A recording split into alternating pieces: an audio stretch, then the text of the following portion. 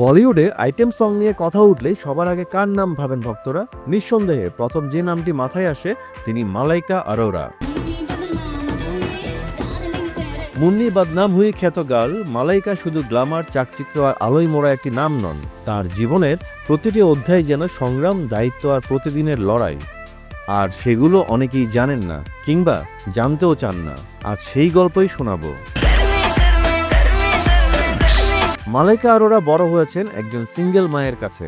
অল্প বয়সে ছোট কাঁধে তুলে নিতে হয়েছিল বোন অমৃতা আরোরার দায়িত্ব, আর তাই 17 বছর বয়সে শুরু করতে হয় উপার্জন। তখন তার মনোযোগ ছিল শুধুই আয়, সঞ্চয় আর বিনিয়োগে, কারণ জীবনের অনিশ্চয়তা তাকে দ্রুত বড় হতে বাধ্য করেছিল। সেই সময়টা মনে করে মালাইকা বলেন, আমাদের কোনো কিছুর অভাব ছিল না, কারণ মা অনেক কষ্ট করেছেন। শিক্ষা, খাবার, জামা কাপড় সহ প্রয়োজনীয় সবকিছুই দিয়েছেন তিনি। কখনো বলেননি তুমি এটা পাবে না। একাই সব সামলেছেন, আমাদের মানুষ করেছেন।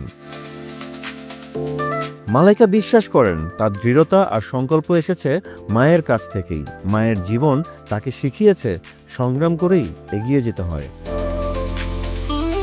মালাইকা জানান, বাস্তবতা তাকে প্রায়ই মনে করিয়ে দিয়েছে অন্যদের চেয়ে বেশি করতে হবে।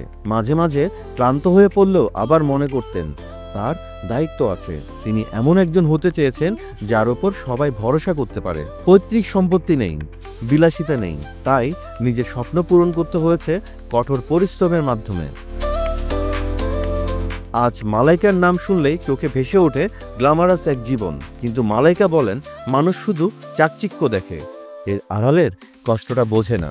আমার জীবনযাপন নিয়ে অনেক মন্তব্য হয়, কিন্তু কেউ ভাবে না এই জীবনধারা বজায় রাখতে কতটা লড়াই করতে হয়। আমি বসে থেকে বলতে পারি না আজ কাজ করব না, এমন বিলাসিতা আমার নেই।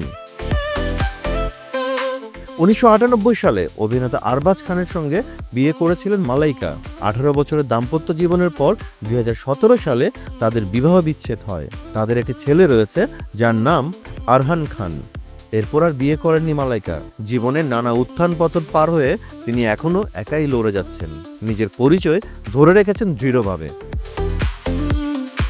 মালাইকা আরোরার গল্প অনেকের কাছে শুধুই গ্ল্যামারাস জগতের প্রতিচ্ছবি, কিন্তু তার গল্প আমাদের আরেকটা দিকও কিন্তু দেখায়, আর তা হলো জীবনের ঝলমলে রূপের আড়ালেও থাকে গভীর কষ্ট আর সংগ্রাম। তিনি শুধু গ্ল্যামার আইকন নন, বরং অনুপ্রেরণার প্রতীক। কারণ চাকচিক্যময় পৃথিবী থেকে নয়, বরং তার মানসিক দৃঢ়তা ও পরিশ্রমের কারণেই আজকের অবস্থানে এসেছেন মালাইকা আরোরা।